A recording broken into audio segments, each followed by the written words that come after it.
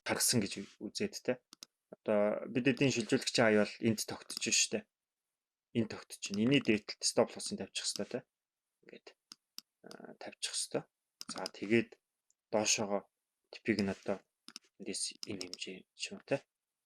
Ингээд 1 hour later. нөгөөх ханалтаа хийжээ. Сая тавилаа. Энэ хэмжээ бол ингэж татагдчихж байгаа шүү дээ, тэ. Үндсэн хөдөлгөөн pullback, шилжүүлэгчийн хөдөлгөөн pullback гэх тэ. Дэш явсан хөдөлгөөн маань үндсэн хөдөлгөөн pullback, шилжүүлэгч pullback хэмжээсийн гүйцэлгээд энд очисон хөдөлгөөн маань шилжүүлэгчийн хаяг шалгаж ирсэн. Унаад дахиж шалгаад буцаад унжин тэ. За тэгэнгүүт энэ маань үндсэн нөгөө нэг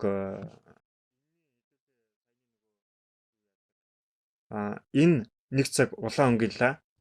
Тэгээд энэ 30 тэгээд дагс улаан болчих чинь тий. За энэ 30-д бол хэмжээ ханаад дуусчих штэ.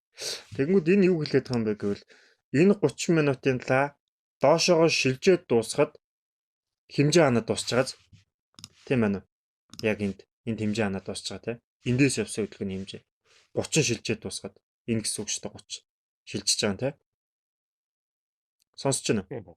Тий. Тэгэнгүүт Сонсож байна. хэмжээг цаг хугацаатай л уях хэрэгтэй гэсэн үг шүү заяа. Нэгсэндээ юу хэлээд байгаа юм бэ гэвэл хэмжээ одоо ханаад дуусахад цаг давхцчихэд гэсэн үг. Энд яадаг юм бэ гэвэл лоб болон хаа юу тогтох боломжтой байдаг хөхгүй юу?